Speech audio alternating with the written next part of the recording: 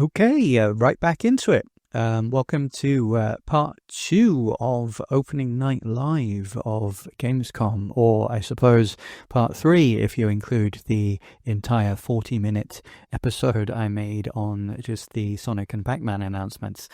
I'm recording this immediately after recording part 1. However, I'm not sure whether it will be uploaded immediately after part 1 or after the specials go live. I've got 3 separate episodes planned on Silk Song. Obviously, that deserves its own episode. All the Pokemon reveals, we've got multiple Pokemon reveals over multiple days, so that will make a good episode altogether. And my audience seems to really like Pokemon, so great, that's good. I do as well. And Pokemon ZA, Legends ZA, is one of my most anticipated games, so yeah, I'm very happy to talk about it as much as my audience is willing to let me talk about it before they get bored. And of course, we've also got the Kirby's Air Riders video. I keep having to push it back, even though I started making it a long time ago, because while I love Kirby and I love Sakurai, his games are always insanely high quality with insane attention to detail, so I'm sure it's going to be amazing. It's just, yeah, all this Gamescom stuff, everything's all happening at once, and covering multiple games is probably more important than covering one big game that everybody else has already talked about, because I kind of missed the boat. But I will be doing a full separate episode on it, of course, and reviewing the full game as well. It's a super important game, and I'm really looking forward to it.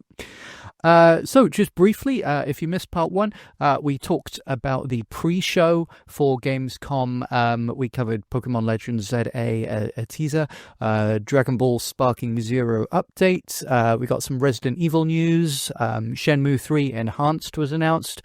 We talked about the new Annapurna game, Morsels. I talked about R-Type Delta HD Boosted, which was a new one to me, but I'm really looking forward to that one. We talked about Tales of Xillia Remastered, I talked briefly about Tales of Xillia, but it really sent me on a kind of nostalgic deep dive on the history of Wolf Team and the Tales series in general.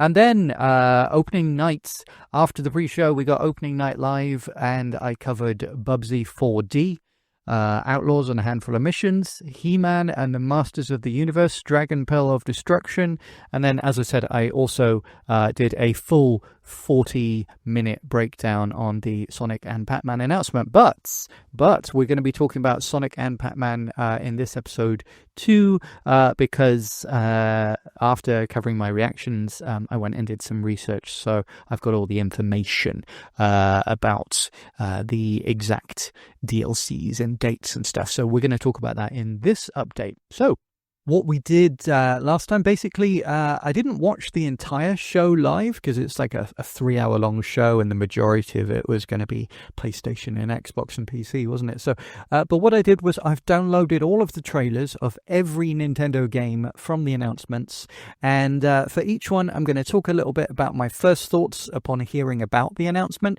Then I will do a live reaction to the trailer, and then immediately afterwards, I'll give my thoughts and opinions. So if you haven't watched part 1 and you think that sounds interesting, go check that out, maybe now before this one, or you can watch this one first and check out part 1 afterwards. It doesn't really matter, does it? Because it's talking about different games. We have 9 games to cover, so this is going to be another long deep dive episode. So I'm going to jump right into it right after I just quickly read the podcast intro. And if you're the kind of person that skips the podcast intro, absolutely no problem. That means you're probably a returning viewer. Welcome back. Thank you very much.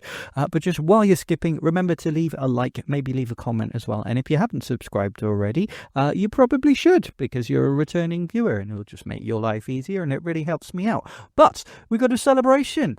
While I was making the last episode, we actually dipped over into 1,000 subscribers. Thank you so much, everyone who has subscribed. I did not imagine that I would hit 1,000 subscribers this quickly. It's absolutely incredible.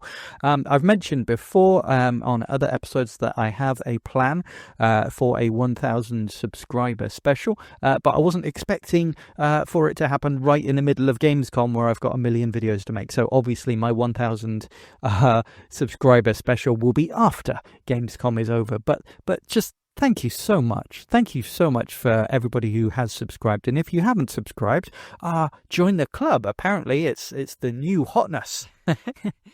But yeah, okay. Quick, very, very quick read of the podcast intro, and then we'll jump right into it. Hi everyone, welcome to Daily Switch 2, a podcast covering everything related to the Nintendo Switch 2 with at least one new episode or video uploaded per day to YouTube, Spotify and your favourite major platforms. My name is Sam and I've been a gamer since the 1980s. I've worked in the entertainment industry since I was a teenager, including as a games journalist, producer of gaming documentaries and shows, and I'm even programming multiple indie video games, including 4 of which will be released on Switch and hopefully Switch 2, so be sure to subscribe and follow the show for the world exclusive news on those as they drop. However, I'm a gamer and a Nintendo fan at heart, and this podcast is purely a passion project for me to talk about all the stuff that interests and excites me about this new system. It's not monetized or funded by any entity. It's completely unofficial and unbiased so that I can give my full, frank, honest opinions. So if you want to support me or just find out the best places to get these free daily updates, or to join our free members area where you can talk to me, leave suggestions, and take part in monthly free giveaways to win official Nintendo prizes, all links are in the bio and at linktree/dailyswitch2, that's linktr.ee/Daily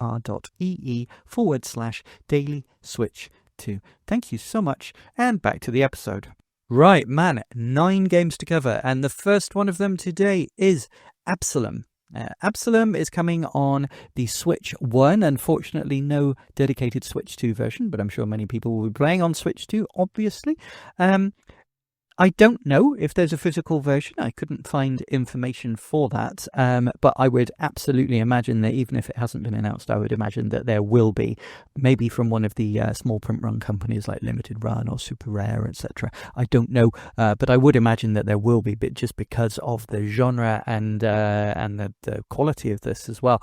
The release date is the 9th of October, so pretty soon. We already knew about this game. It's been previewed before in I think in Nintendo events. I think it's been in an Indie World or a Nintendo Direct.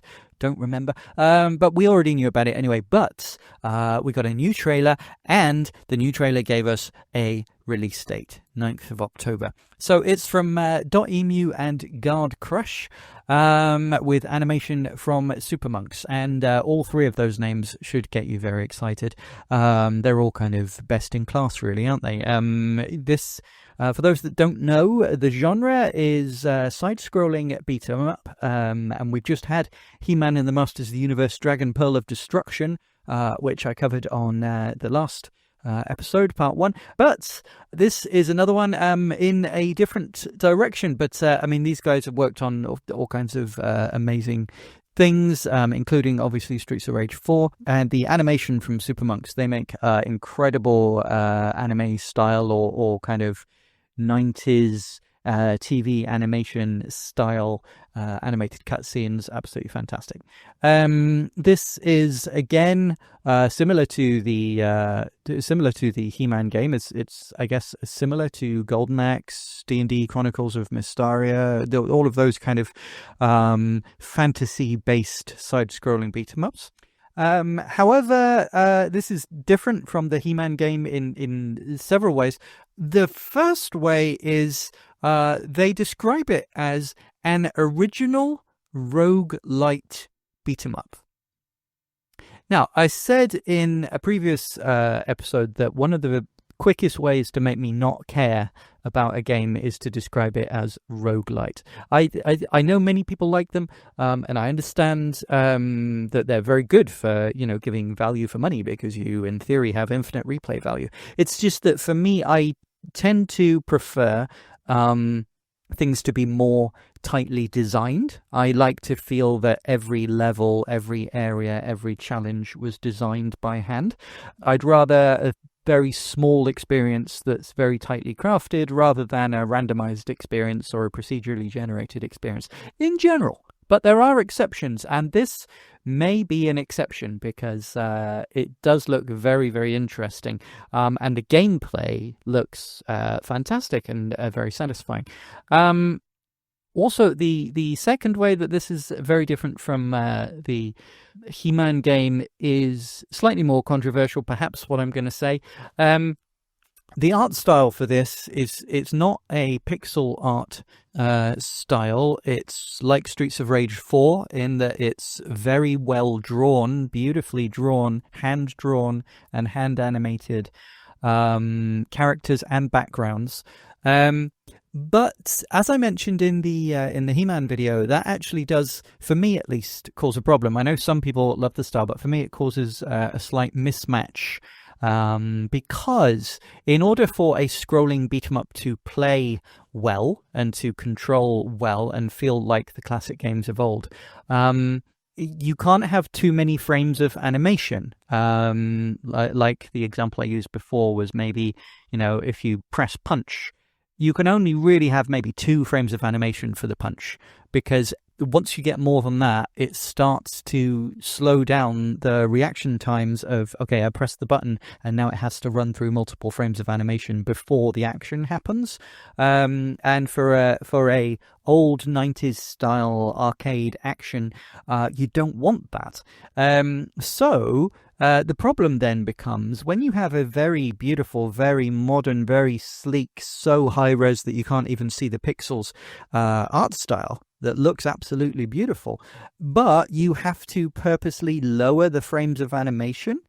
To me, that causes a little bit of a mismatch, and to me it just feels more natural to have pixel art than this kind of HD super beautiful art that looks fantastic in screenshots but then has less frames of animation when it's all moving.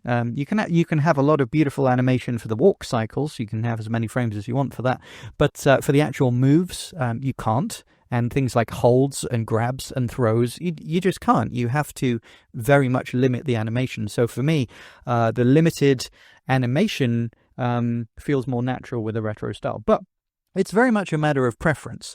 And I know some people will look at these graphics and think they look absolutely incredible. And I agree that the art is beautiful. The art is beautiful, and where it really shines is the animated cutscenes. I don't know whether there's going to be full animated cutscenes or whether it's just an intro and maybe an ending thing, or whether there's full cutscenes as well. I don't know, but the animation is absolutely stunning, and the drawings are stunning. Just the design of everything is great. My only real qualm is that the backgrounds, even though they're clearly hand-drawn and very nicely so, it looks a bit too clean to me because it's vector art, hand-drawn vector art, but vector art nonetheless. For me, this type of game where you have really, really nice, beautiful, beautiful hand-drawn sprites, it kind of works better if the backgrounds are painted, like watercolor or whatever, so to separate the sprites, because what you end up with is vector art sprites end up looking like cell-drawn animation, right? And cell-drawn, like old, cartoons. But cell-drawn animation, the characters were always very separate to the background. So like an old Disney-style cartoon, or even an old, Dick animation cartoon, or Filmation, like He-Man, whatever. The cells, the stuff that moves, the characters, etc., would be inked and then painted in something like acrylics onto see-through cells, transparent cells, acetate. But the backgrounds, which stay still, were, usually more like hand-painted, maybe watercolor paintings, or just in a very different style, and that added a real separation, so the characters kind of stand out more. Now, if you have this kind of beautiful hand-drawn cell animation style, vectors work really well for replicating the look of those hand-painted individual animation cells. But vectors don't work very well, in my opinion at least, for more organic backgrounds, because they have too clean and too hard edges. So these backgrounds are absolutely beautiful. They're very well drawn. They're really nice. But for me, if there was some kind of filter that could be added on top of them, which you can absolutely do in real time with shaders, or just run them through Photoshop and just make it look a little bit more like a hand-painted background, to me, that would work a lot better, because it would really give the feeling of, okay, I'm controlling a cartoon. The obvious example is Cuphead did that really, really well, didn't it? But again, these are just personal art preferences. I'm not saying the art is bad. It's not. It's genuinely fantastic art. It's really, really good. It's just to me, it could be made even better. That's the way I'm going to put it. Now, as I said, it's an interesting take, because it's not just a side-scrolling beat-em-up, it's a roguelite beat-em-up.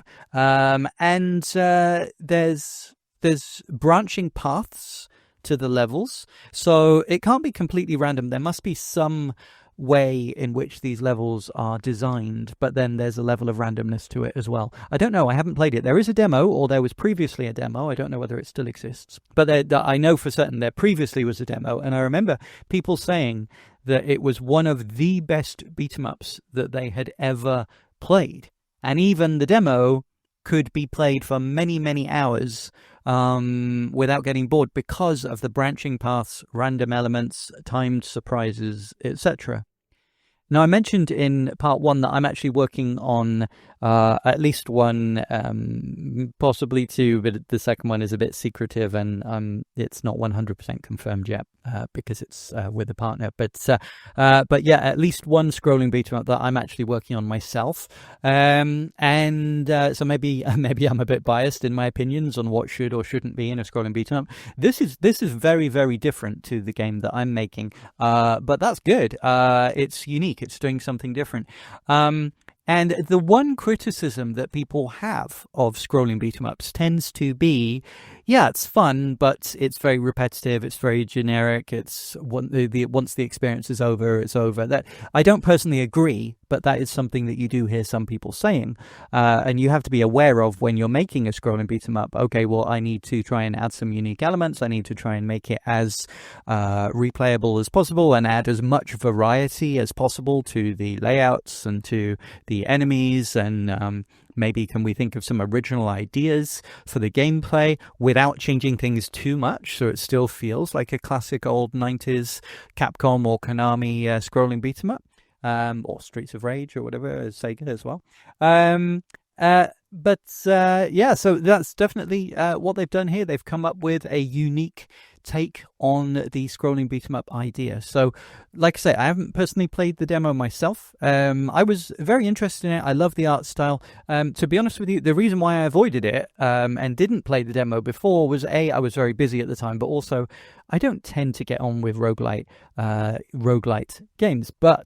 But after that demo, I saw all these people talking about how amazing it was. So now I'm a heck of a lot more interested. So let's watch the trailer. I've not watched this particular trailer, but the reason why I've talked about it a lot is because obviously we did know about this game before, and I've seen previous stuff on it. Let's watch this new trailer, and then I'll give a quick reaction to it afterwards.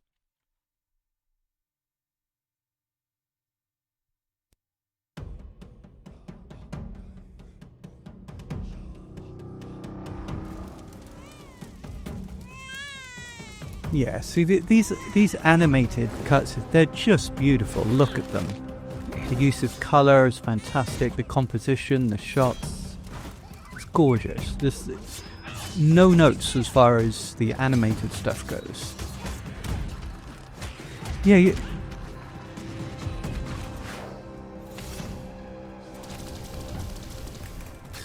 yeah, it's gorgeous and it's beautiful. It's really the character design is great as well. But yeah, for the gameplay looks really good. It looks really satisfying. But okay, here it's not quite. But yeah, in some of these areas, it does have the problem, like I say, of the characters. To me, look like they blend into the backgrounds a bit too much. It's all, because it's the same style, it doesn't feel as separated as I'd like it to. And that's a very easy fix. October the 9th. Yep, cool. Right, so I think I've already said everything that needs to be said. The trailer didn't really change my mind on anything. The gameplay does look really good, really satisfying. I love the character designs. That's something I didn't say before. I don't know if we've seen that frog or toad character before. I don't remember seeing it before, but I really liked it. It was giving me flashbacks of kind of the 1980s Wind in the Willows, and obviously Ichabod and Mr. Toad, but also Rupert and the Frog Song. I don't know if anybody remembers that. It was actually quite a dark and scary, weird animated thing with Paul McCartney doing the music and for a Rupert cartoon for some reason. Anyway, I thought it looked really good. I thought it looked like the gameplay was really satisfying. The animated cutscenes, as I keep saying, really good, top class, best in class, really, really good. Love it. My only problem is those backgrounds. They're well drawn, but because they're the same vectors, the same priority of contrast, and using the same color palettes as well, it doesn't give the look of an animated cel-drawn cartoon, because in a cel-drawn cartoon the characters would have more separation and the backgrounds would be in a different art style that would be slightly softer. So for me, it's frustrating, because to me it's such an easy fix. They could just add something in the options to turn on a shader and it would slightly desaturate the colors, slightly smooth over everything, and give like a more kind of hand painted look to the edges, and to me that would make it 100% better.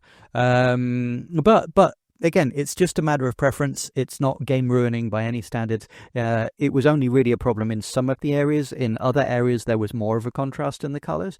So yeah, and maybe it is just a matter of personal preference. I'm sure for other people, they're like, no, it looks perfect. Why would you want to ruin it by putting like some kind of filter on the graphics? I don't know. It's just interesting. It's interesting. Like I say, I'm a dev myself, making a scrolling beat 'em up myself. I'm currently working on 2, but the second one is a demo. It hasn't been 100% confirmed by the owners of the IP yet, because it is for an IP.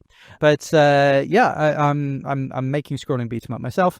Completely different to this one, and also we've just literally in part 1 looked at the He-Man Dragon Pearl one, which again completely different to this one, but for me, I mean, that's all good. It's all good to have as much variety as possible, and it really does sound like Absolum is doing something very interesting with the kind of RPG-ish elements and the random the random elements and the splitting paths. There's obviously going to be a lot of replay value to this one, so I really do applaud the devs.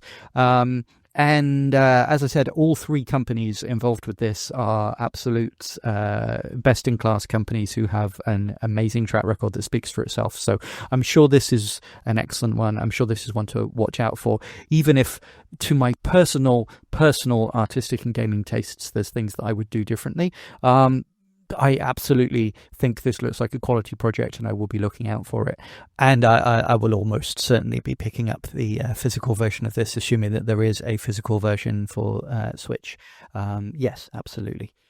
Previously, I've been giving tier list rankings to all the titles, but not putting them in any kind of order. I'm going to wait till Gamescom is over to put them in an order. But just if I had to put this in a tier list, I'm going to put this at a solid A tier as to how interested I am. Not quite into S. He-Man was an S, but yeah, no, solid A tier for this. Fantastic. Great start to this part 2 episode. Right, what's next? Oh, right. Yes. Sorry, I'm just checking my notes. Yes. Next, because we're doing things in order of how they were announced at the show, or how Nintendo Life reported on them. Thank you, Nintendo Life. I'm using your article as reference. Yeah. Next up was Sonic Racing CrossWorlds X Pac-Man World 2 re-pac DLC collaboration. I've already done as I mentioned, a 40-minute complete literal autistic breakdown. I say literal autistic because I am autistic. I literally had a meltdown as soon as I saw that this had been announced. I was like, okay, drop everything. I'm gonna react to this one first before I do everything else. Just overjoyed for this. I think it looks fantastic. I think both games look amazing. Both games were already right near the top of my most anticipated, and then to have Pac-Man and really cool looking Pac-Man racetracks in Sonic Racing CrossWorlds is great. And then to have Sonic levels in Pac-Man World 2 and have Generations style side-scrolling and boost gameplay, but with Pac-Man in Green Hill Zone, and there are more levels to be announced. My God, it just looks absolutely fantastic to me. Now, I'm not going to be doing the format that I'll be using for all the other games where I talk about it a lot and then do a reaction to the trailer and everything else, because I've already done that and I talked about it for like 40 minutes. But I promised that I would do a bit of research and come back with the information that we need to know. So it's obviously both of these games are coming out for Switch 1 and Switch 2, and the DLC collaborations for both will be available for Switch 1 and Switch 2 as well. So that is fantastic. Both games obviously have physical versions, but as far as I know, actually for certain, the DLC won't come on the physical versions, which is a shame. I say I know that for certain because the DLCs are coming after launch. They're not day one DLC. They will happen afterwards. But if you pre-order the games or buy the deluxe versions that include the DLC, obviously you get it as soon as it drops. So let's look at CrossWorlds first. Sonic Racing CrossWorlds. Sonic Racing CrossWorlds is coming out on the 25th of September for everything except the Switch 2. So that includes the Switch 1. If you buy it on the Switch 1, it comes out on the 25th of September. If you buy it on PS5, Xbox Series, PC, there might even be a PS4 version, I can't remember. But yeah, basically everywhere on 25th of September except the Switch 2. And I've talked about this at length before, so I won't really go into it much here. But I would guess that the reason for that is not because they had any developmental problems with the Switch 2 or getting it to run properly or anything like that. I would guess it's because of just how badly Sega's game key card sales have been, and that is basically confirmed because the Switch 2 version will be released physically entirely on the card. It won't be a game key card, it will be entirely on the card. So the Switch 2 version we don't have a release date for, but we do know they have said holiday 2025, so digitally in time for Christmas, and then physically in early 2026.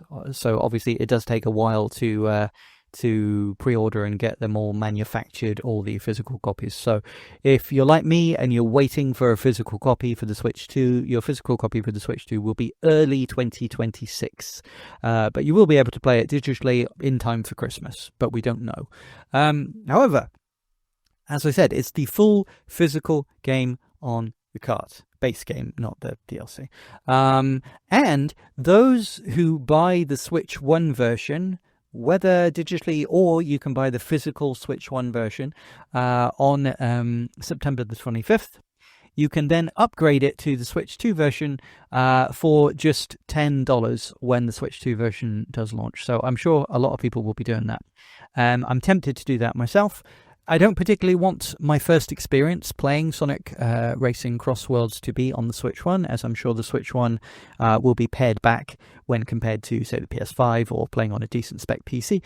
But, I mean, I am a crazy Sonic collector, and I tend to, one way or another, eventually end up with every single copy of every single Sonic game on every single format.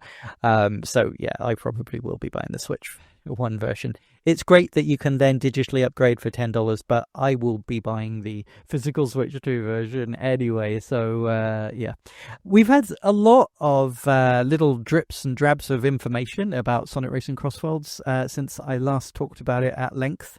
The theme song, amusingly, is sung by James from Busted. Those of you in the UK will know, or those of you of a certain age in the UK will remember Busted. But James also kind of went solo and then set up his own solo project with some bandmates called Son of Dork.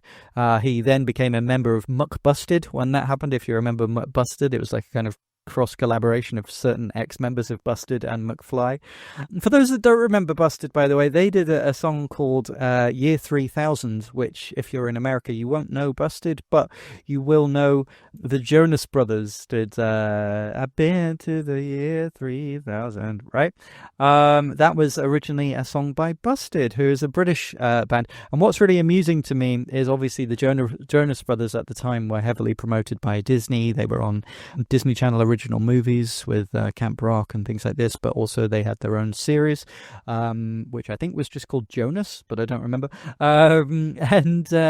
What was really amusing to me was Busted in the UK were considered, they were a rock band or kind of pop rock band, but they were considered like for kids really, or for kind of younger kind of tweens and teens.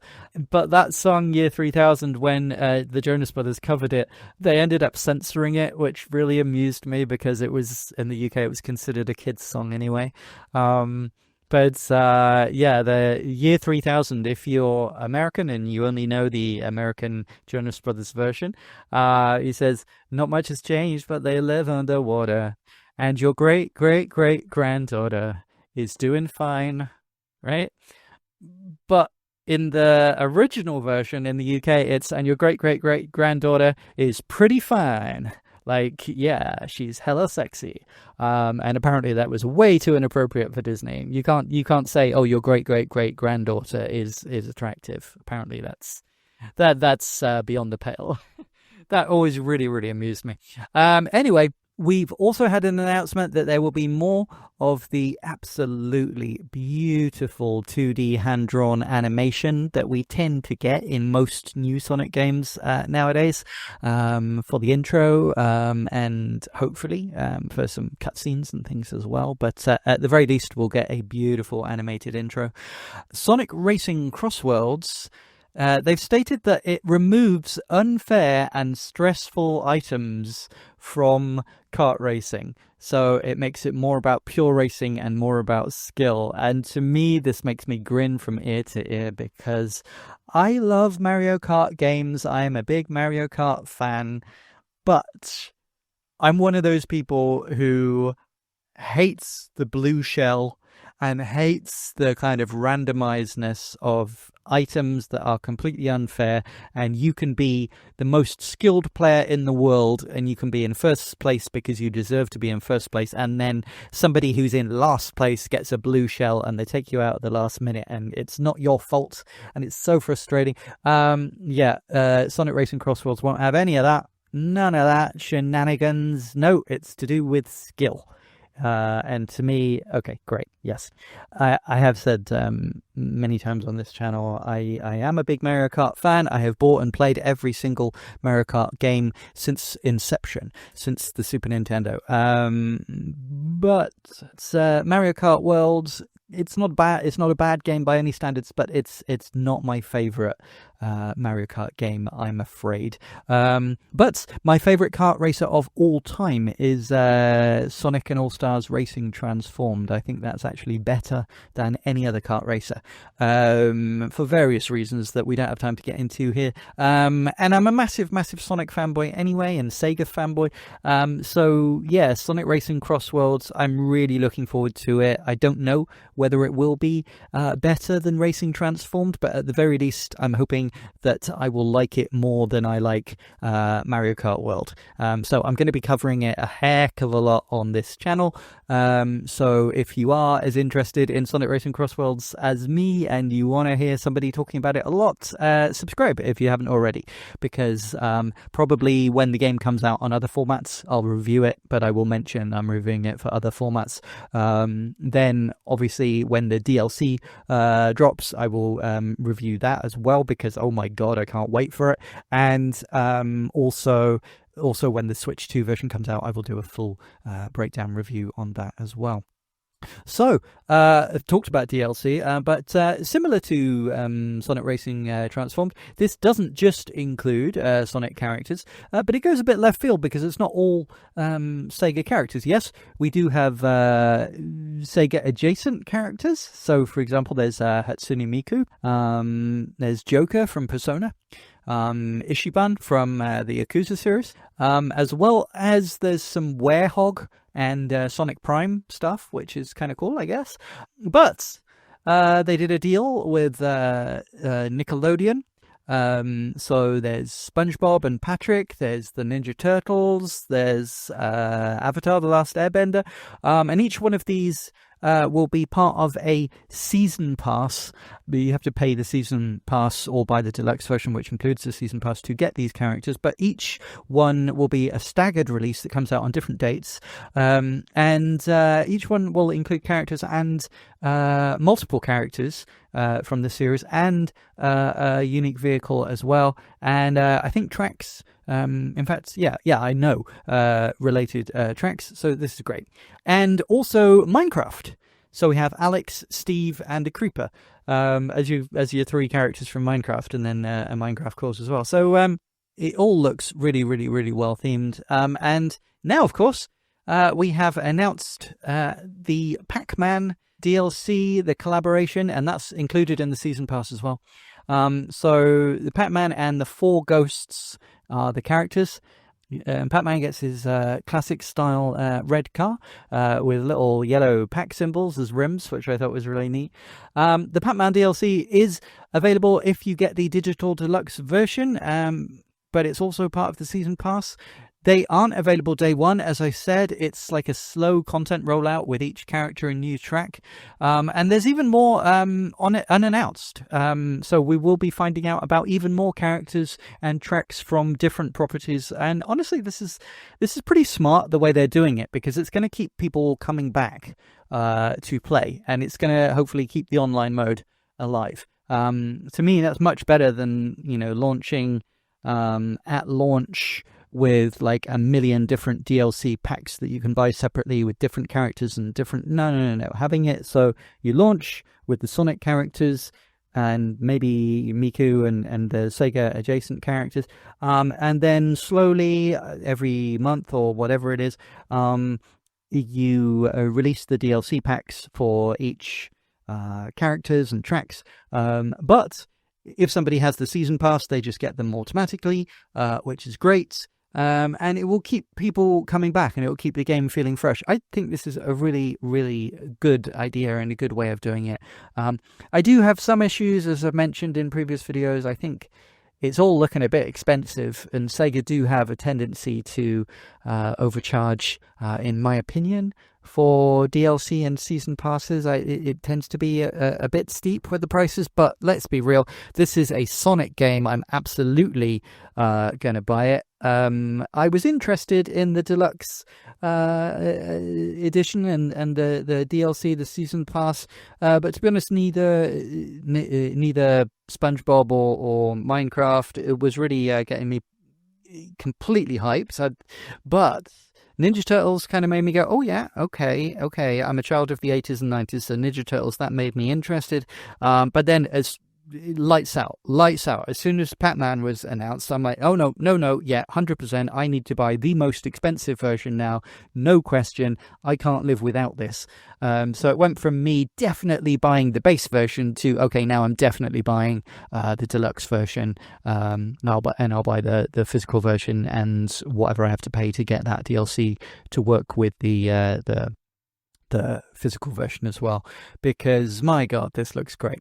And as I said, I actually think this might end up being a game that I enjoy on the Switch 2 more than Mario Kart World. I know that's going to be a controversial opinion, but just because I state an opinion doesn't mean everybody has to agree with it.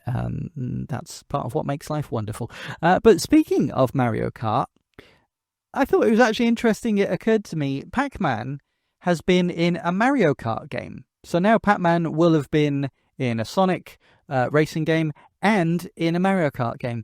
In the arcade Mario Kart games. Pac-Man is in it. Arcade GP and there was two of them, Arcade GP, and I can't remember what the second one was called.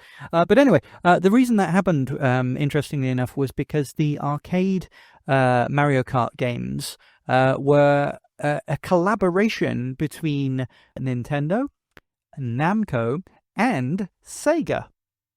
And it was using a special arcade board called the Triforce arcade board.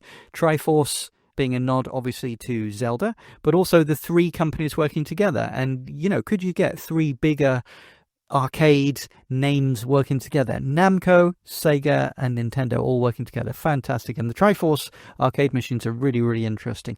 They're basically souped up GameCube. So this is why you can... don't tell Nintendo, but you can play Triforce arcade games on Dolphin and any, obviously on PC, but also there's a lot of Nintendo hardware that supports Dolphins. So if you can hide from the Nintendo ninjas, there are ways to play the Triforce arcade games on, for example, a Wii U and maybe a Wii as well, because they're essentially GameCube hardware, so it'll work. And there was F-Zero games as well, which are really awesome, and they were made by Sega. So of course Sega made F-Zero GX, which to many people is the best F-Zero game, but they also made Sega made a F-Zero arcade game as well, but obviously in collaboration with Nintendo. And there's two Mario Kart games that were exclusive to the arcade, and in those Mario Kart games, Pac-Man is a playable character, presumably because Namco was involved. That's really neat that Pac-Man has now been in a Mario Kart game and now gets to be in a Sonic racing karting game as well. That's really, really awesome. There will be an open network test for Sonic Racing CrossWorlds. This was announced at Gamescom. The test will take place later this month on the 29th of August, 2025, and runs until the 1st of September. So pretty soon, in like a week's time. I'm actually really busy around about that time because as some of you will know, I work in the entertainment industry. I'm actually directing and producing a pretty big documentary here in France it's being released around about that time, and there's going to be a lot of panicking and finishing up at the last minute and organisation and me travelling to Paris, so I don't know whether I'll get to play it, but I really, really, really do want to play it. I don't know. We'll see what happens. But as I said, I will absolutely, regardless, be making several full videos. At the very least, after the network test, I'll give my thoughts, a proper breakdown of all the news and updates since then. The stuff that I briefly just mentioned, I'll go into a lot more detail, and I'm sure there will be plenty more news between now and then. Obviously, as I said, I'll put out a review of the multi-plat version when that releases, and again, when each content pack drops. Then when the Switch 2 version comes out, the physical version drops. So if you are hyped for this game like I am, and if you aren't subscribed already, you know what to do.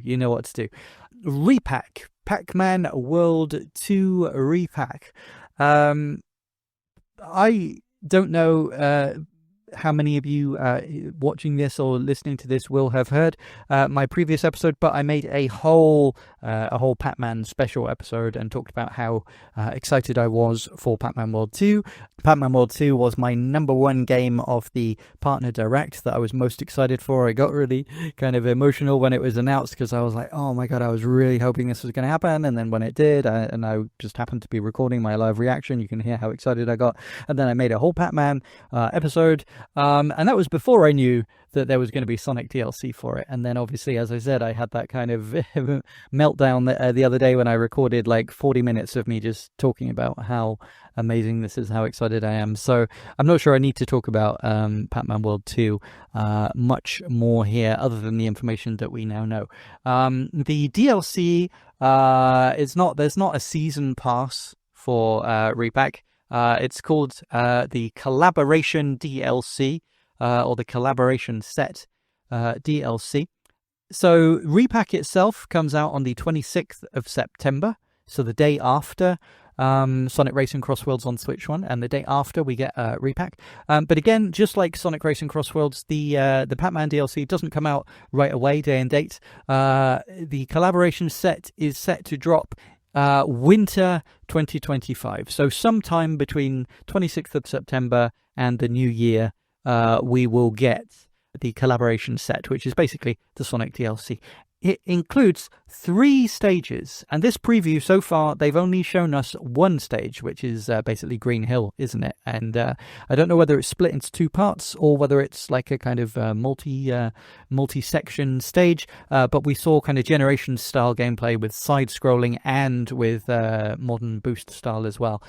But there's going to be 2 more. There's going to be 2 more stages as well, which are as yet unannounced. I mean, if I was a betting man, I would bet that one of them is probably going to be Chemical Plant, isn't it? Because that seems to be what they always go for. I don't know. What would the third be? I don't know. I'm hoping it's not Chemical Plant, because to me that's just been done so many times. But if it is, I'm not going to complain. Seeing Pac-Man running through Green Hill Zone was such a trip, and I'd be just as happy to see him doing anything kind of classic Sonic. Obviously, there's the collab costume as well, where Pac-Man wears a cute little kind of Sonic style hoodie or onesie. It just looks so cute. And if you get this DLC, it also includes the Pac-Land costume for Pac-Man. And I talked about this before in my Pac-Man episode, but just to reiterate here, that is really, really cool, because a lot of people maybe don't realize that Pac-Man does have precedent of being one of the originators of 2D platform gaming. It's arguable that Super Mario Brothers and Sonic the Hedgehog might not have existed if it wasn't for Pac-Man. First, in the first place, for Pac-Man basically creating the gaming mascot. Before that, there weren't really mascot characters. It was mostly things like spaceships and generic sports people. Pac-Man was the first game where they purposely went, we want to create a character that's going to be marketable, and children will like it and women will like it, and we can maybe do a cartoon and we can maybe do merchandise. So Pac-Man in 1980 was like the first kind of big gaming character. Yes, even before Donkey Kong. Yes, before obviously Donkey Kong introduced Mario, but that was like a year later. Pac-Man came before that. But also, I said, you know, when the first Pac-Man World came out on the PS1, a lot of people thought, oh, this is just another licensed platformer. Oh, they're going to make a random generic 3D platformer Mario 64 clone, and they're just shoving Pac-Man in it because, we've got the license, why not? No. Pac-Man had a 2D side-scrolling platformer called Pac-Land before Super Mario Brothers existed. And like 10 years before Sonic the Hedgehog existed. So, and Miyamoto himself has said that Pac-Land in many ways inspired Super Mario Brothers. Yes, Mario Brothers, the arcade game, not Super Mario Brothers, but the arcade game Mario Brothers, the single screen one, did exist before Pac-Land. But Pac-Land inspired Miyamoto when he was making Super Mario Brothers. How do we expand upon the success of Mario Brothers, and what do we do? Oh, okay, we're going to make a side-scrolling game because those are the new popular thing. And he also said there was elements of the graphics that were inspired. For example, every previous Miyamoto game had no background at all. It was just on a plain black background, so no pixels, nothing lit up. So the sky was black. But Pac-Land inspired Miyamoto to have a blue background for Super Mario Brothers. So there wouldn't have been a sky in Super Mario Brothers if it wasn't for Pac-Land. And that's a pretty big element of Super Mario Brothers if you think about it, because Super Mario Brothers introduced the overworld and the underworld. So you go through the pipes and then you end up, in the underworld, and then you come back up the pipes and you're in the overworld. And a real big distinction between are you in the underworld or the overworld is, can you see the sky or not? When you're in the underworld, everything is black. But when you're in the overworld, it's blue. And that distinction. And again, Miyamoto has said that seeing Pac-Land running in the arcade was what gave him that inspiration in the first place. So yeah, it's really, really cool that they're paying homage to that with Pac-Man being able to have a Pac-Land costume. Quite why it's being hidden away behind the DLC, I don't know, but I'm absolutely going to buy the DLC anyway. So yeah, that's great. The standard edition is $30 of the game without the DLC, but the deluxe edition, which includes the DLC, is only $40. digitally for the deluxe version, so it's $10 more, and that includes the 3 Sonic stages, the Sonic costume and the Pac-Land costume. And therefore, presumably, if you buy the physical cart, presumably the DLC will be $10. More than worth it, in my opinion. I just absolutely cannot wait for this. And the fact that the deluxe edition, the full thing, is only $40 for what is an enormous game and looks like a quality remake, and it includes this Sonic DLC that to me just looks amazing. Yeah, I couldn't be more excited for it. Could not be more excited for it. As I said, not going to do a trailer reaction here or anything like that, because I've already done that and done a full breakdown. So if you want to hear me breaking that down, you can watch that. And if you want to hear me talking more about Pac-Man World and the history of Pac-Man and the history of Pac-Man World, got a whole full episode on that. So I've probably waffled about it too much here for this short episode. I need to move on. The next thing was Hollow Knight Silk Song. Hollow Knight Silk Song. Right. How many times in my previous episodes when I'm reacting to like a live event, like the Indie World, like the Partner Direct, etc., have I made jokes about, oh, are we going to get Silk Song? Are we going to get Silk Song? It's basically a meme, isn't it? Or it has been a meme up until this point of like, everybody is always saying, oh, we want Silk Song, and then it never comes. Well, Gamescom, we finally got Silk Song, haven't we? Obviously, Silk Song is coming to the Switch 1 and 2. Well, maybe not, obviously. Thankfully, there is a dedicated Switch 2 version as well as Switch 1. And it's coming in 2025. And at the time of recording this, we don't know the release date. But probably by the time it goes live, we will know the release date. Because we know that there is going to be an announcement and a trailer and everything else during Gamescom. So at the time that I'm recording this, that information isn't there, but as I mentioned before, I will be doing a full Silk Song episode after all of that information comes out. But yes, at this point in time on opening night live, we have been given one small teaser trailer, I believe. So let's watch that and react to that, and then I'll do a full episode where I do the full breakdown after the more information comes out. But let's react to the teaser trailer and see what morsels Geoff Keighley wants to give to us about Hollow Knight Silk Song. Can you believe that it's finally here? For 6 years, Team Cherry. Okay, Geoff, what have you got for me, Jeffrey? It is highly anticipated and Steam's most wish-listed 6 game. years Well, in tonight, Steam's I can most finally wish-listed definitively game. tell you that Incredible. Silk Song is 100% actually launching this year. Press X to doubt. And behind me, Press X to you're doubt. seeing some brand new Ooh, Silk Song gameplay footage. gameplay. The first extended That does look look nice, doesn't since it? the last trailer in 2022. And starting tomorrow, you guys here at Gamescom can play a demo. See, this at is the what I mean Nintendo and about Xbox hand-drawn booths. animation, but with a different style for the backgrounds. It's just There so you go. separated, isn't it? Silk Song is real. Yes. Silk Song is real. Hashtag Silk Song is real.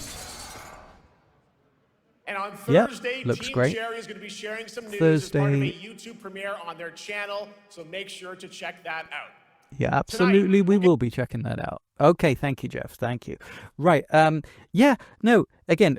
I don't want to harp on about it too much because because I'll sound like I'm crapping on Absolum. I'm not crapping on Absolum. I think it looks fantastic. But what I was trying to describe in when I was talking about the art style of Absolum was for me the background art, while it's really, really beautiful, it looks too similar to the foreground art. And if you're going to go for a high-res vector art style for a 2D game, in my opinion, the best way to do it is to almost recreate the style of a cell-drawn animation, hand-drawn cell animation, like a cartoon from the olden days, whereby you have hand-painted cells for the main characters with acrylic paint, and then more like a watercolor background or something for the cells to go on top of, so that there is that definite separation.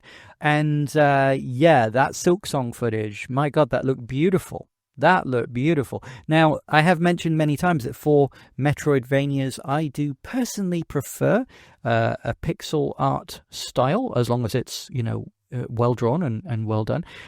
Because to me, I don't know, maybe because the first ones that I experienced were obviously being Metroidvania, were Metroid and Castlevania games back in the day. But yeah, for me, the pixel art style really suits it. But obviously there have been some fantastic Metroidvanias with a modern art style, and Hollow Knight obviously is absolutely up there with the best in class. It's one of the best reviewed indie games of all time. Incredible. And I've talked many times on this channel about how passionate I am about small teams and solo devs and passion projects for true indies, just making what they love because they love it and they just have an idea and it's their artistic expression. They're not making something because they think it's going to be profitable. They're not making something because, some corporate suit told them to make it. They're just making exactly what they want to make. And Hollow Knight, I remember when it first came out and I first saw it, I looked at the character and I thought, well, that's a bit weird looking. That's not particularly appealing, and that's not, it wasn't like an obvious marketable thing. And actually, I didn't play it for a while because I was just like, I don't know, it doesn't really look for me. There's plenty of Metroidvanias out there, and I don't know. But then it was getting such good reviews, and everybody was just talking about how it was amazing, and the word of mouth, and everybody was saying to me, have you played Hollow Knight? Have you played Hollow Knight? And I was like, no, it didn't look that appealing to me. And they're like, oh, you've got to play it. It's like the best Metroidvania game ever. And when I finally got round to playing it, it's incredible, obviously, and the art style did absolutely win me over, and the character did win me over, and the world did win me over. It's so unique, it's so different, and this, in a way, this is what I love. I'm always talking about how, I'm an indie dev myself, so I'm biased, and I like to think that I'm an artist myself. I like to think that I'm making something because it's what I want to make and because I had an idea and I'm doing something unique. So I love it when other people do as well. And even if somebody's making something that is not to my style or not what I would have made it, great, good for them, as long as they're making what they want to make. But Hollow Knight, obviously it's a great game. Obviously they announced a sequel probably too early, because it's created this meme of everybody saying like, oh, it's never going to come out. It's become a bit like, for my generation, it was Duke Nukem Forever.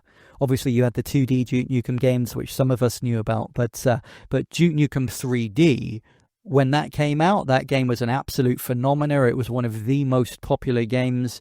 And then they announced, oh, we're making a sequel. It's going to be called Duke Nukem Forever, and it's going to have the latest high-tech this and that. And it was delayed and delayed and delayed and delayed to the point that it became a meme. It was, I think, if I remember correctly, it was well over a decade that it was delayed for. And that game was restarted multiple times because they kept wanting to switch to different engines, because every time a new game engine would come out, they go, oh, now we want to remake it in that new game engine so it looks even better. And basically it got to the point where the joke was, oh, the game is never going to come out. And eventually it did, and inevitably people were disappointed because, once you've been waiting that much and once you've been hyped up that much, can a game live up to expectations? But with Team Cherry and with Hollow Knight 2, Silksong, I think it might.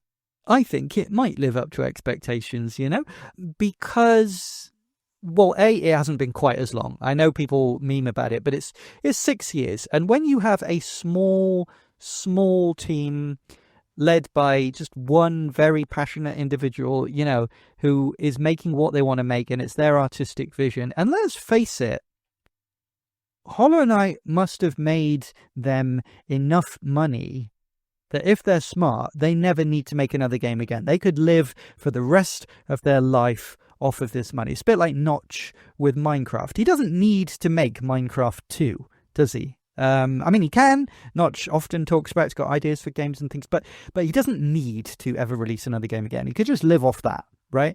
And it's a bit like, Valve with... Yeah, everybody wants them to release Half-Life 3, but why do they need to? Steam is an infinite money machine for them, But with Silksong, for me, I'm guessing that the reason why it's been delayed so many times is not because there's been problems, but just because they don't need to release it. They're in no hurry to release it. They're not going to be hemorrhaging, money, desperately needing money to keep them afloat. No, this is a comparatively cheap game to produce from a small team. It's not a huge budget thing, and they can wait until they're 100% happy with it. And I'm sure, I know myself as a game dev, that when you are making games, even if you try and make something that you think is going to be simple, as you're producing it, you get more and more and more ideas. I talked about this before in my Pac-Man episode, that because I'm producing a Metroidvania of my own, so again, I'm biased to some extent. And I got a certain way into development of that Metroidvania, and I realized, oh, okay, I want this game to be perfect. It's not going to be perfect if I rush it. It's probably going to take a few years to get this 100% how I want it to be. And as a passionate indie dev, it's not a solo project, my Metroidvania. It's a collaboration with one other person. So it's two of us, a two-man team making our Metroidvania. And basically it's me who does all the programming and the majority of the art. But with a very, very good long-term friend of mine, we created the character and the worlds and the magic system, and she is doing voice acting and doing some art. And yeah, it's a real cool kind of co-collaboration project. Once we realized, okay, this game isn't going to come out anytime soon, I thought, okay, well, let's make a simpler game that I can release first to kind of test the waters and get back out there, because some of you will know I used to be in game dev many, many years ago. I literally started in the 80s. And then I got out of the industry for a long time for various reasons that I've covered before. Not enough time to cover it here. But in order to kind of slowly get back into it and learn the process of releasing on Steam and releasing on modern consoles, I thought, well, it'll be a good idea to release a simpler game first that I can produce very quickly.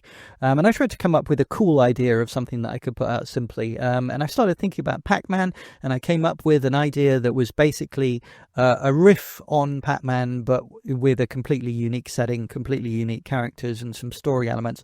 And I went, yeah, let's do that, but it'll be a Pac-Man style game. It'll be very, very quick, very, very easy, very, very simple to make an arcade style game like that. And I can just release it digitally for like $2.99, and that'll be my easy, quick way into getting into the industry again. And then that gives me time to keep working on my Metroidvania. No, that's not the way that game dev works, or certainly not for me anyway, and I know not for many artists as well, because you start trying to make something simple, and but because you're passionate about it, and because it's cool, and because you're enjoying it, as you're developing it, and as you're making the art, and as you're making the levels, and as you're making the game modes, and as you start playing with the game logic, you start thinking of, oh, I could add this other mode. I could add this other play style. Oh, what if I added this other environment? What if I add, and you get more and more and more ideas. It's called feature creep. And you get more and more and more ideas of how to make it even cooler and even bigger and even better. And I bet you bottom dollar that is exactly what's happened with Silksong. The easy thing would have just been to release basically what was DLC for Hollow Knight, and just another environment, basically the same game but with another environment, and it would have been like the equivalent of expansion packs, back in the day, or like, to use another Knight game as an example, similar to what they did with Shovel Knight. And that's not to insult Shovel Knight. Shovel Knight is an absolutely fantastic game. But all the DLC for that is a very sensible progression on Shovel Knight. It's not reinventing the wheel. Yeah, you got new characters and new moves, and everything is new. It's fantastic content. But it's not like a full-on sequel. It's like more of the same, but with some different ideas. And that's essentially what Silksong could have been. And they could have probably released it 6 months after the first game came out, and they could have made a ton of money, but they didn't want to do that.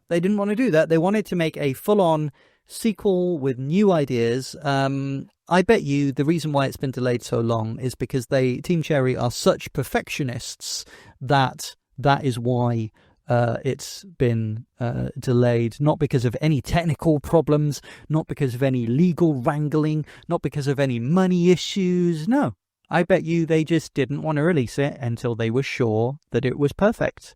and they were happy with it, and they were happy putting their name on it, and happy that it is a worthy follow-up.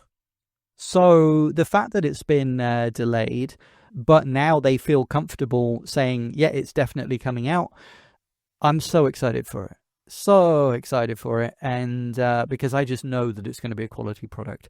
But yeah, as Geoff said, in a couple of days after the day that I'm recording this, we will get more information, and I'm sure we're going to learn everything, and I'm sure that Team Cherry are going to come out and explain to us exactly why. And maybe I'm wrong, maybe I'm completely wrong, maybe there have been all kinds of technical problems, maybe there have been legal issues and reasons why they couldn't release until now, maybe there's been some really tragic personal life stuff going on in the background that we didn't know about. I truly obviously hope that isn't true, but we don't know. And I don't know at the time of recording, but I would bet your bottom dollar, bet my bottom dollar that actually we're going to hear, no, we just wanted to wait until we were 100% sure, and we kept getting ideas for cool shit, and we thought, well, why not sit back and add the cool shit to the game, And this is what is so cool, because it means that in my opinion, it's likely that Silk Song is just going to be so much more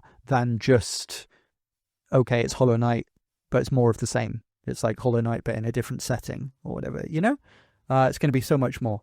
I haven't got too much to say about the gameplay footage that I saw just then. Yeah, it looked fantastic. The graphics looked nice. I could see an upgrade there. The movement mechanics and combat mechanics look great. But yeah, it's nothing that I wasn't expecting. Don't forget that we have had a gameplay demo before. Seems like years ago now. I can't remember when it was, but there was gameplay demos before that were... Have those been made public? I don't know if those were made public or if they were just at industry events. But anyway, yes, I have seen gameplay footage before, and many other people have. So yeah. Looks great. But come back to me in a couple of days, and obviously I'm going to record a whole special where obviously I do my full reaction to that. For this episode, that's all I've got to talk about. Tier, does it even need to be said as far as a tier list? Yes, obviously this is S tier. Obviously this is an S tier announcement, even though we only saw like a few seconds of footage. Just the fact that we now know we're going to get a release date, it's going to be coming this year, and we're going to be getting even more information. S tier announcement, and the announcement will be during Gamescom, so even if it wasn't S tier, it will become an S tier by the time we get more information. I can't remember it. I can't imagine that any of the stuff that we get in the new information will take my buzz away and make me go, oh, I'm not interested anymore, unless they turn around and say, oh, we've decided to turn it into a roguelite graphic novel with idle gameplay, then I wouldn't be interested. Well, no, I probably would, actually, being that it's Team Cherry and they're known for such quality. But nah. I can't imagine there's going to be anything announced that's going to put me off. So yes, S tier, obviously, right. But moving on. Okay, editing Sam here from the future, stepping in. The next game was Lego Batman Legacy of the Dark Knight. Now, some of you may know already, but I went really off the deep end and talked at length about my opinions on Traveller's Tales, the developers, the history of the Lego games, my opinions on Batman movies, my own experience working in the film industry, including working on superhero movies and knowing people who work on the Batman films. And of course, I also watched the trailer, reacted to it, did a breakdown of it all afterwards.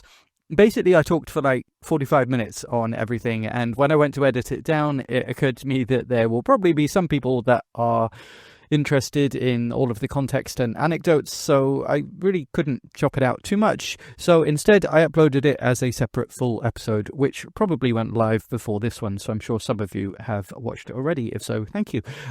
If you haven't watched or listened to it, or you just want a quick TLDR of what I thought, yeah, I'm really hyped for this one. It looked really good, and the recent Lego Skywalker Saga was the best Lego game in a long time, in my opinion. So, especially with me being a big fan of Batman and having watched the trailer and seeing all the references to pretty much every era of Batman, at least as far as the films go, I'm confident that I'm going to like this one a lot. I also think it's a really good thing that it's Switch 2 only, no Switch 1 version. Sorry to the Switch 1 owners, but for the future of Switch 2 as a platform and for pushing on games as a whole, it is important that we have games which can be day and date with PS5 and Xbox Series and not have to worry about making a pared down Switch 1 version, or the Switch 2 version ends up just being the Switch 1 version at a higher frame rate or whatever. And we do need more games not on Switch 1 that could possibly persuade a Switch 1 owner to upgrade. They have sold over 150 million of them, of course, and plenty of people are quite happy sticking with the Switch 1 for now, which isn't good for the future of Nintendo. If you've ever played one of these TT games, as they're now called, Lego titles, you know what you're in for, basically. This isn't reinventing the wheel, but it does look like a pretty ambitious and varied one, and they've done an excellent job with the IP. And, you know, Matt Berry is the voice of Bane, which is genius. If you want my full reaction, opinions, and a really long talk about Lego, Traveller's Tales, Batman movies, and all that good stuff, including a sweet personal story about when my mum was young, you can check out that full episode. I knew not everyone would appreciate me going on so far off topic for so long in this particular episode, so it made sense to cut it out and upload it separately. Okay. Lego Batman. I can't remember if I gave it a tier list, but if I didn't, Lego Batman Editing Sam, I would say that is a... No, that's an S tier, honestly. That's an S tier. Looks down and checks his notepad whilst trying not to cough because his voice is sore after talking for what's probably like 2 hours now. Okay. Next was Daemon X Machina, Titanic Scion. Now, I'm not going to talk too much about this before I do my trailer reaction, simply because I've talked about it a lot already in other episodes, and for those who are regular listeners, you will know I am really excited for this one.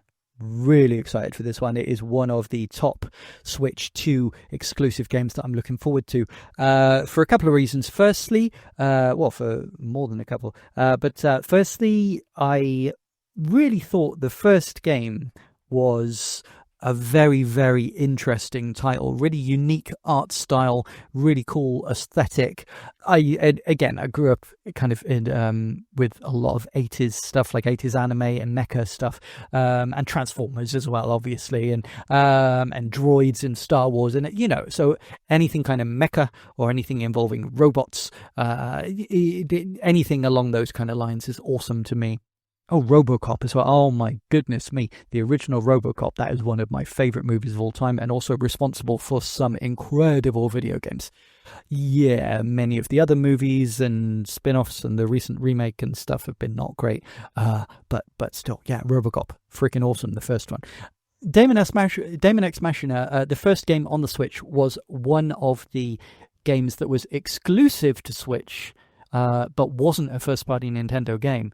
That I was like, oh, okay, so if you're not into like first-party cartoony games like Mario and Zelda and Kirby and things like this, if you're not into those kind of games, but you want an exclusive game for the Switch 1, Daemon X Machina, that was one of the games that I was like, okay, that might actually persuade a few kind of hardcore people to get a Switch. And yeah, it was just really awesome. I felt it wasn't perfect, but I felt it had a lot of potential. So when they announced a sequel being an exclusive for the Switch 2, I was really hyped for it. Then I started learning more about Marvelous, the company that's publishing and distributing it. And of course, one of the biggest talking points on my channel, which I wasn't expecting when I first set it up, was this kind of problem that the Switch 2 has had with the game keycard situation and the third-party devs having problems releasing games because of the limitations of the 64-gig card and the costs involved and things like this. That's all been obviously a big controversy, but Marvelous, the company, has the CEO of Marvelous has come out and made many very detailed statements, which I really agree with, and I really admire him for the way he is, standing up and being very outspoken in speaking about it and talking about what he believes in. And he has just basically said, no, every single game from Marvelous that comes out on the Switch 2 is going to have a physical version and is going to have the full game on the cartridge. So at that point, with his with all his statements that he's put out and everything, I just made the promise that every single game that they release, I will buy, even if it's not something that I'm interested in. However, every game from Marvelous so far has been something that I was at least vaguely interested in.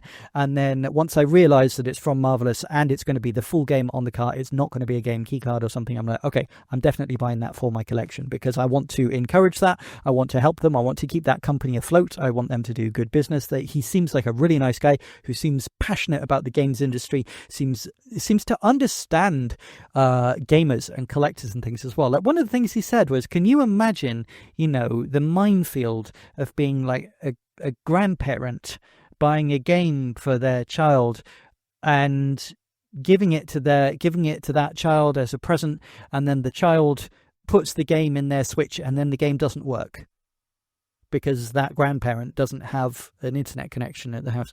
Or being on holiday, and you're a parent and you're on holiday with your child, and the Switch is a portable games console, so the child has the portable game system with them. Or the Switch 2 is a portable game system, so they have it with them. So you're on holiday, and you, as a treat in the supermarket or something, you buy them a game so that they can play it on holiday, and they can't play it on holiday because there's no way for them to download a 60 gigabyte game off a temporary Starbucks Wi-Fi connection. It's just the way that he kind of broke it down like this. These are things that I have said a million times, but to hear like a CEO of a company saying this is why I won't really, he didn't say, oh, we're only going to release on physical games because we think that's going to be more popular with consumers and will sell more. He was like, no, I don't want kids being disappointed.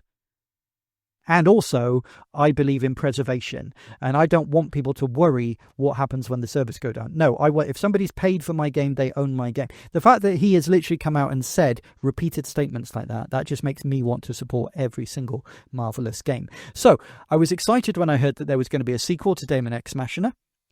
There aren't very many exclusive titles for the Switch 2, games which are only available on the Switch 2, not available on anything else.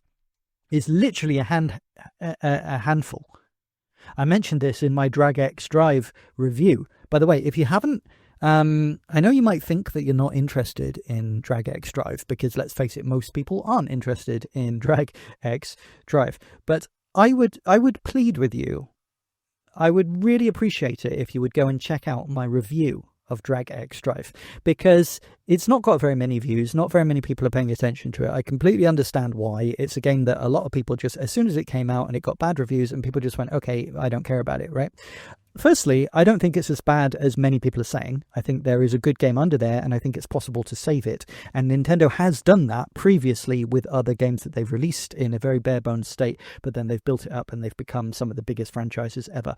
So, and I talk about that, but I talk about all kinds of interesting historical stuff within the Drag X Drive video. I talk about Star Fox, and I talk about the Wii U, and I talk about the history of the Olympics and the Paralympics, and I talk about all kinds of historical context of why Drag X Drive is an important game, why Nintendo needs to not let it fail, why they sorry, I swore then, I'm going to repeat myself, why they messed up with Drag X Drive, but why it's really important that they fix it. And one of the reasons it's really important is the Switch 2 does not have exclusive games, especially not first-party exclusive games. What do we have from Nintendo? We've got Donkey Kong Bonanza, yes, great game, in my opinion, one of the best games of all time. I absolutely love it. Brilliant. But not everybody loves 3D platformers, and not everybody loves kind of cartoony games. What else do we have that's exclusive from Nintendo? Mario Kart World, yes, but it's an incomplete experience at the moment. Yeah, it's probably going to get better over time, but right now it's an incomplete experience. And many people feel like, well, yeah, but it's not as good as the previous Mario Kart game, so there's no, or even if you think it's slightly better than the last Mario Kart game, a slightly better version of a game that you've already got is not a reason to upgrade to a new system. So if you don't care about DK Bonanza, you don't really care about Mario Kart, what other first-party exclusives do we have? welcome tour. Screw that. That's not a real game. It's over in less than an hour anyway, but it's an instruction manual. It should have been given away free, right? It's quality products, by the way. Actually, it's a quality product, but it should have been given away free. Absolutely does not count as a game. Certainly not a reason to buy the system. So what do we have from Nintendo? Drag X Drive, and that's it. There's no other first-party Nintendo games coming out in the foreseeable future. Okay? Now, we do have some tangentially related games that are coming that aren't first-party games. Good example would be Pokemon Legends ZA. Another good example would be Kirby's Air Riders. These are tangentially Nintendo games, but they're not first-party Nintendo games. And then when it comes to actual third-party games, which are exclusive to the Switch 2 and not available on the PlayStation 5 or the Xbox Series X or PC, it's extremely slim pickings. It's almost nothing. I mean, Chillin' by the Fire. Is somebody going to buy a Switch 2 to play Chillin' by the Fire? No offense to that game. I put out a little video about Chillin' by the Fire. It hasn't got very many views at all, but I think I had an interesting take on it. I talked a bit about, men's mental health and things like this, and I think I had an interesting angle on it. But, or maybe, I don't want to sound big-headed. Maybe I didn't. Maybe I'm saying what everybody else is saying. I don't know. I don't use Twitter or social media like that. So I don't know. Maybe I'm giving stale takes that everybody's already said a million times. But Daemon X Machina, Titanic Scion, is a true Nintendo Switch 2 exclusive coming from a third party. It's going to be the full game on the cartridge. It's from a publisher that I really appreciate and I really want to support and I really want to do well. And then when I saw the trailers, the initial footage that was put out, oh my God, it looks fantastic. It looks fantastic. So yes, we already knew the game. We've already seen trailers, but I haven't yet watched this Gamescom trailer. And I'm hoping that we're going to have some kind of announcements or some kind of reveals within it. Maybe do we have a release date already? I don't remember. But anyway, I'm hoping for some kind of new information. But even if there is no new information, I'm just happy to see something new from this game because it looks so good. Let's watch the trailer now. Yeah, now that is a proper adult game if you look at those warnings. One thing I love about these games is how cinematic they are with the use of color and the framing as well. Oh, that's a perfect example. Look at that. Reminds me of Beyond the Black Rainbow. Oh yeah. Oh my God. Wow. Okay. Yes. Yes.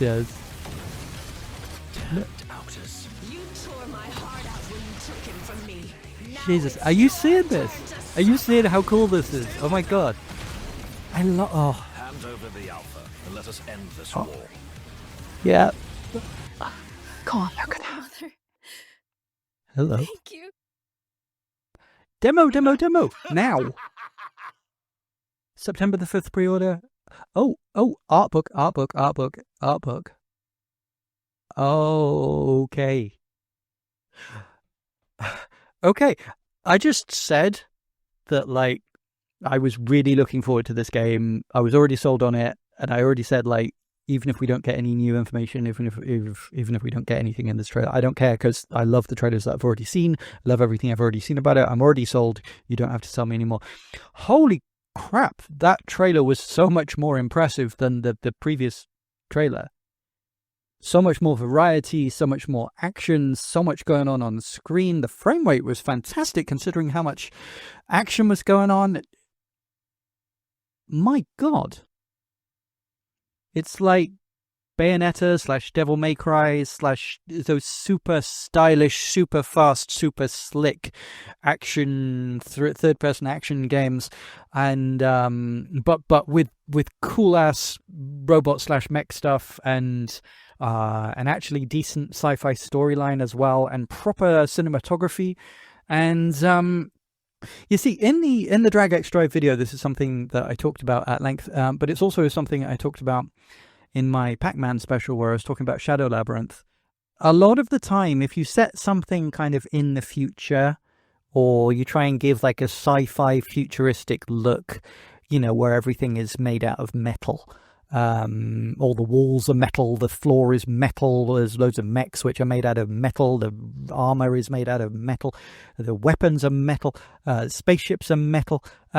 Often you can end up with a really dreary looking game where everything is just silver and grey, and you have to be so careful to have color and atmospheric effects and personality. Add something organic as well. And my God, that trailer, that is a perfect example of exactly what I'm talking about, of how to do it right. Everything there, in theory, could have been grey and could have been boring. But there was so much coloured lighting going on, so much volumetric fog for that coloured lighting to go through, so much kinetic movement, kinetic energy. So many of the bosses and the creatures and the robots or mechs or whatever are organic shapes that are flowing and moving. It was sort of reminiscent of the Michael Bay Transformers movies, but I don't want to say that because some people hate those movies, and I don't know. Some of them are okay, but I mean, to me, as a long-standing Transformers fan, they weren't exactly what I wanted Transformers to be in live action. But you know what I mean? Some of those designs are really kind of organic and flowy and multiple moving parts, and having that in a movie is one thing, but having it in a video game where everything is fully reacting in physics in real time, and it still looks organic and flowy, and the frame rate is still, I mean, that looks to be 60 FPS. I don't know, but it looked to be 60 FPS. My God, that looked good. I kind of want to watch it again, but this is already a very long episode, so I won't. But yeah, obviously, stealth trailer, the stealth demo drop. I want to stop recording and play it right now so I can give an opinion. I can't because I've got so many videos to make.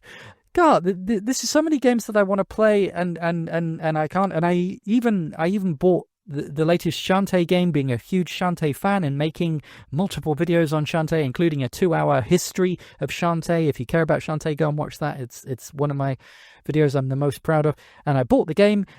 And yeah, I've still not managed to play it because it's Gamescom and there's all these new things I have to make videos on. So if you do appreciate it and you want to support the channel, there's plenty of free ways that you can do it. Like, drop a comment, subscribe. If you do want to support, buy me a coffee or something. Anyway, you absolutely do not have to. In this economy, you do not have to. But if you do want to, you can support me. Thank you very much. I would really appreciate that. It just allows me to buy more games now, doesn't it? And more stuff to cover. But also join our free members area, have a chat with me. It's linktree/dailyswitch2, linktr.ee/dailyswitch2. But also just subscribe, because I will 100% be talking about this game more. I'll definitely be doing a full deep dive review on it, but I'm sure I'll do some previews as well, because if I've got a demo that I can play, and there was a special edition physical version available. And I've talked about special edition physical versions of multiple games, obviously, on this channel. There are many of them announced all the time. And one of the things that I often say is, why doesn't it have an art book? Why doesn't it have? That was one of my main problems with the physical Shantae release for the latest game, which, by the way, you can still pre-order. You've only got a few days left to pre-order. I absolutely recommend pre-ordering the standard version of that, because it's only $35 and it's an excellent game. But the reason why I personally I don't really want to drop $175 on the collector's edition is that I don't feel like there's $175 worth of stuff that comes inside it. And one of the things I said was, if it had a hardback art book included, I would have absolutely bought it. No question, I would have bought it, but it doesn't. And so many don't, and I don't understand why not. because it's not that expensive. If you're producing $100 plus collector's edition, there is no reason why it shouldn't have a book inside. In fact, for my own games right now, I've got multiple games. I don't want to keep harping on about it, but I'm literally planning the collector's editions right now, and I've been looking into prices and pricing it all up. For the most expensive version of my game, which by the way is nowhere near $175, but for the most expensive version of my game, it will come with a full, not only just a full color manual, but also a full player's guide, full size, full color player's guide as well included. Because, you know, if people are going to be paying for a collector's edition, I mean, for me, it should have it. And yeah, that collector's edition, obviously I only saw very briefly in that trailer, so I'm going to have to look into it in more detail. But the thing that really stood out to me was it comes with an art book. And it's cheaper than the Shantae edition as well. I think I saw it was $150. Still expensive, still more expensive than mine. I wouldn't dream of charging $150 for my game, but that's because I make little small indie games. But yeah, oh my god, so much information, so much to unpack. Don't have enough time to go over it here, but I will be covering this game at length. It's one of my most anticipated games, and that trailer, to be honest, I wasn't really expecting too much from that trailer. I thought it was just going to be more of the same, but that has raised my hype levels considerably, and the fact that we can now play a demo as well. Well, if you own a Switch 2, there's no reason why not to download that demo right now and check it out for yourself. And if you like it, order the physical game. Support Marvelous, man. They are good. They are good people who are helping the industry genuinely. And you're very rare for a third-party game on Switch 2 to be exclusive to the Switch 2, not available on anything else. And even rarer for a third-party on the Switch 2 to be the full game on the cartridge. So I think this game needs to be supported, absolutely. Okay, editing Sam again, in case I forgot to give this a tier list rating before. Yeah, Damon F. Mashnet, Titanic Sun, if it's not obvious from what I said before, it's an S tier, absolute S tier. And that trailer, oh my god, yeah, S tier. And the fact that we get a demo today as well, yeah, S tier. If there was something above S tier, I'd put it above that. Okay, so this is already a very long episode. My poor computer's going to explode. I don't want to talk too much about the next game. The next game is Indiana Jones and the Great Circle. Obviously, this is a huge announcement. Huge announcement. Probably the biggest Xbox exclusive game, and the reason to buy an Xbox Series X or S. For some reason, in their infinite wisdom, Microsoft is deciding to release it on practically everything. I've talked about this at length in other videos, and as I say, I don't really want to get into a big rant about it here, but the whole, you know, everything is an Xbox, and turning Xbox as just a brand rather than a console, it really upsets me. I don't like it.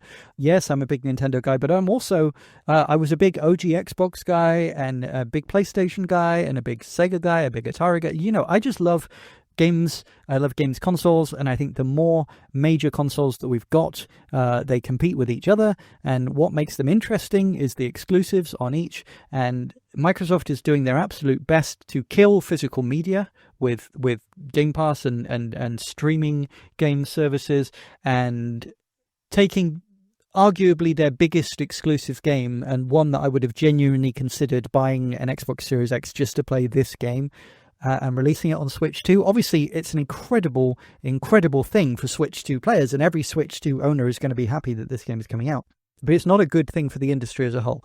Obviously, I'll cover it on my channel. Obviously, I'll do a review of the game. It's a huge game. And obviously, I'm going to talk about this Xbox situation more every time we talk about, you know, physical media dying and digital games and the state of the industry and price rising and everything else. We're going to talk about Xbox a lot. I actually have a video ready to publish at some point called The Switch 2 is not an Xbox, or something along those lines. It's already finished and ready to release, but it's just a case of when I'm going to release it, because there's so many big announcements with Gamescom. The reason why I say I'm not going to talk about Indiana Jones very much here is because I've downloaded the trailer, and I can already see it's only a few seconds long, so I imagine all it is an announcement of Indiana Jones is going to come to the Switch 2 at some point, and I imagine we won't even necessarily see any gameplay footage, but let's watch it just in case.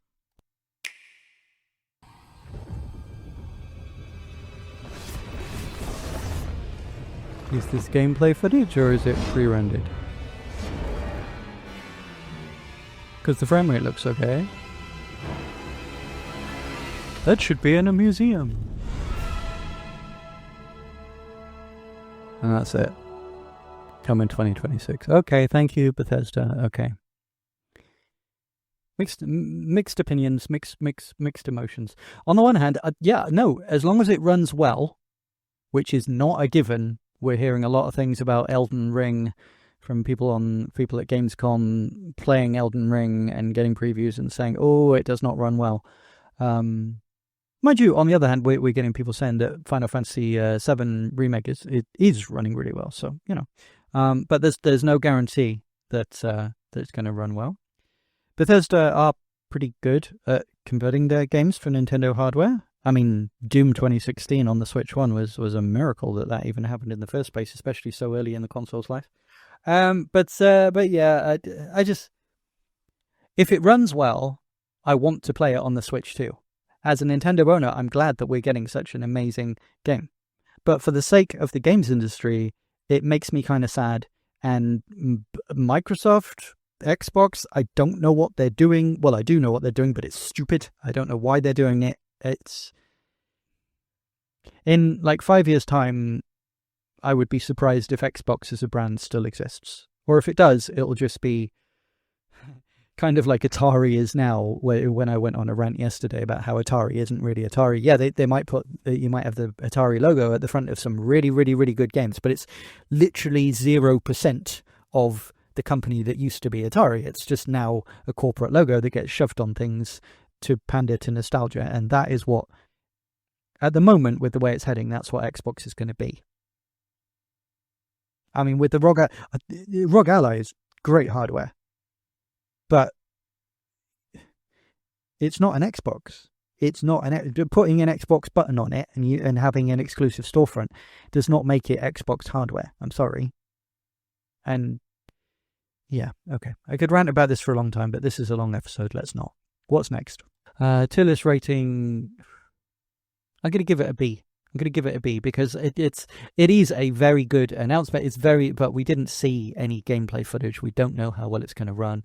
And there is that element of, I kind of feel it should have stayed on Xbox. But the fact that we're getting it on Switch too, as long as it runs well, is good.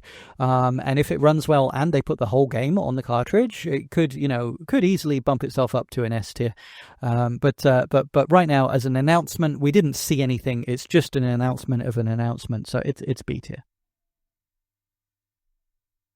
Right, Chronos: A New Dawn, a new breed of horror. This is another game which I don't want to talk too much about for the simple reason that I've already talked about it at length in my Partner Direct breakdown.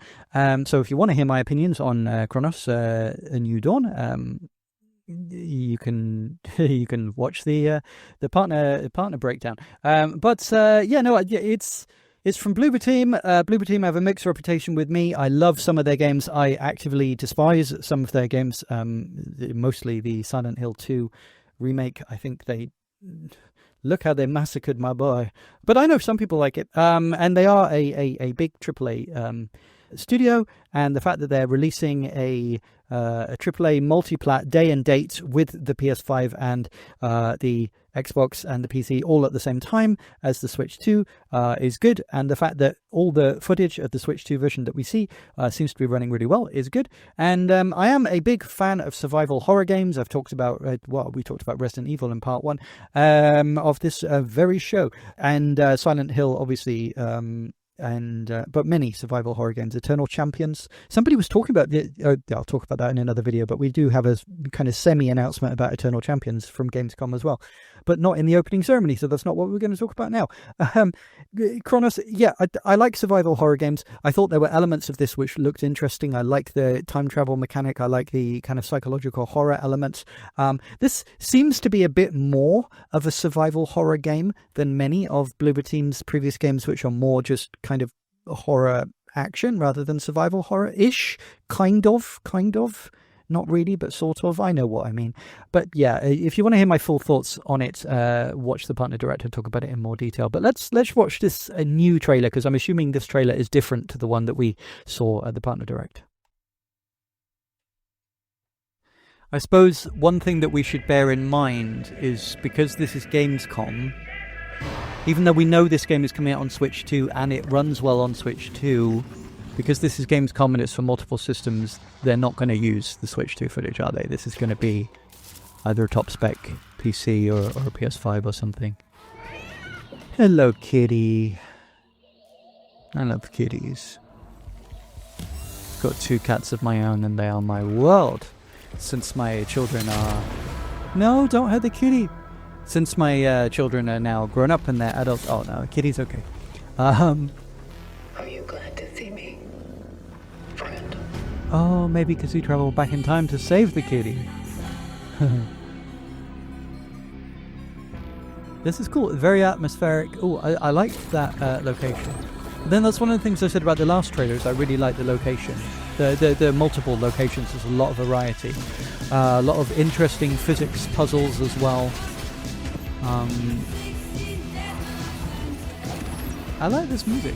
And also, there's an interesting mechanic of the dead kind of creatures can mash with other creatures and mutate into bigger creatures. I'm not explaining it very well, but there's a lot of interesting ideas in this game. Yeah, this looks cool. And the graphics look nice, but again, as I said, you've got to remember this won't be Switch 2 footage. But the trailer in the partner direct was Switch 2 footage, and it looked good. So it's going to look an approximation of this. Yeah, the story, the action, it all looks good. Everything about this game looks interesting to me. Have we got a release date for this? I don't know. Okay, but we do now. If we didn't before, we do now. September the 5th, so that's soon. Pre-order editions, blah, blah, blah. Okay, well, we can go into that another time. But yeah. That looked cool. Okay. As I said before, I'm going to wait until we know more. I'm going to wait till we know the full price. I'm going to wait till we know if it comes fully physically on the cartridge. And I'm going to wait for reviews, because, as I said, some Bloober Team games I have really enjoyed, but other Bloober Team games I really did not like. But this one looks to be a good one. So I am very much interested in it, very much looking forward to reading the reviews, hearing more information. And it's certainly on my radar of a game that I will very much consider buying, because I do like survival horror games, and this looks very interesting. The physics puzzles and the settings, and it looks cool. I think, if I remember correctly, in my partner direct tier list, I think I put it in a B tier. I think I'm going to keep it at B tier, simply because we don't know price. We don't know if the full game's going to be on the cart. It's not a system exclusive, and I am a little bit wary with Bloober Team of, am I going to like it? Am I not going to like it? But I am very interested. So, no, do you know what? I'm going to give it an A. I'm going to give it an A tier, because I was getting hyped watching that trailer. I was getting hyped. So yeah, it's A tier. It's not S. It's an A tier. Right, and the very last game. We're finally on the last game, 2.5 hours down or whatever it is. Cult of the Lamb Woolhaven expansion.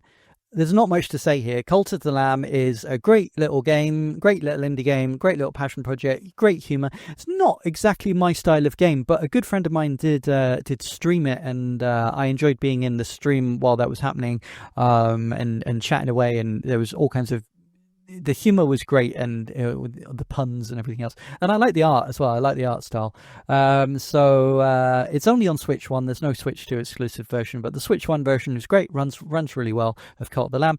And it's getting an expansion, Woolhaven expansion. There probably won't be a physical version that includes the expansion, but I'm not holding that against it. There is a physical version, so that's in its favor. I already know it's a good game, so yeah, I can recommend it. If it looks like your kind of thing, I can recommend it. It's nice that it's getting DLC. Let's have a look at the trailer. Yeah, as I said, the main thing that I like about this game is the art and the humor. It's beautiful. The art and the animation is great. really, really nice.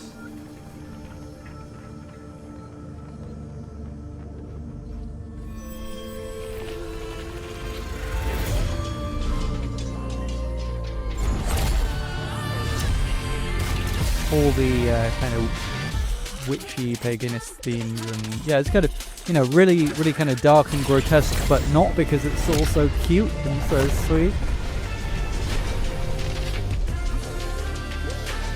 Are we going to see any gameplay at all, or is this just all animation? Because to be honest, I would happily watch an entire cartoon of that. Right, yeah, so here's the gameplay. Here's what the gameplay is like.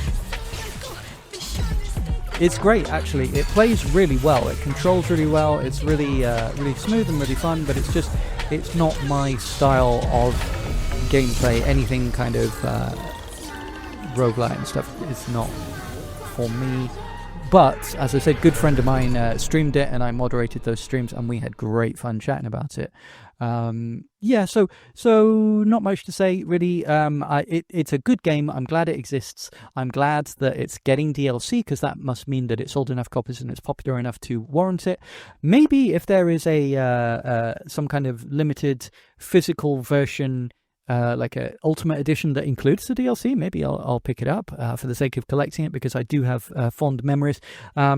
It's not my style of game, but if it is your style of game, it's absolutely a really good example. And I love the art style, I love the aesthetic, I love the ideas, and there's a lot of humour behind it as well. It reminded me a bit of the Cat Quest games. Again, a friend of mine streamed those games, and again, they're not really for me. It's not my style of game, but again, great art, lots of humour, really fun. Cult of the Lamb, yep. If you're into that kind of game, I 100% recommend it. So where would I put it on the tier list of announcement? I don't know. Well, it's only DLC, and it's for a game that I don't really play. But I love how it was presented. The trailer was cute. The animation was great. As I said, if it was just like a half an hour cartoon or even an hour and a half fully animated movie, I would 100% watch that. So I'm going to put it as B tier. But if you like that type of game, you know, A tier, maybe even S. Okay, I think that's fair enough. So that is the entirety of Opening Night Live finished. We have covered all of the games from the pre-show and from Opening Night Live. I'm sure there is going to be a closing ceremony, which is going to have equally a huge amount of games to cover. And I'm sure also there will be plenty of announcements during the thing itself. I already know there's loads of Pokemon announcements, so I'm going to be making a whole separate Pokemon episode covering all the announcements from Gamescom, but also including the Pokemon World Championships. So if you're into Pokemon and you haven't subscribed already, do so, because there's going to be a whole episode covering a whole ton of updates, and got loads of stuff planned for Legends ZA coming up to its release. Obviously, we've got Kirby's Air Riders, which I'm going to do a whole episode on, and also Silksong. Silksong is the big one, is it not? There's going to be a whole episode on Silksong. I imagine by the time you hear this, the announcement will have already come out, so I will be deep into making that episode. Maybe, depending on how long it takes, maybe I'll even upload that episode before this one. I don't know, because I've got to prioritize Silksong, because my god, people have been waiting for that one so long. That is going to be the big game of the show for most people, isn't it? So yeah, I'm going to wrap it up here. I've already plugged all the websites and everything so much already, so I'm going to wrap up really, really quickly. But if you just happen to be thinking, what was that website address again? I don't remember. It's linktree/DailySwitch2, linktr.ee/DailySwitch2. If you've listened all the way to the end and stuck with me on this really long episode, thank you so much. I hope you've enjoyed it. I have enjoyed making this one. I am not going to enjoy editing it and then trying to upload it on my very spotty temporary internet connection, which keeps crapping out all the time. But wish me luck. Although by the time you're hearing this, it's already happened. But wish me luck for the for trying to upload the Silksong and the Kirby's Air Riders and the Pokemon episodes. Thanks, guys. Catch you soon.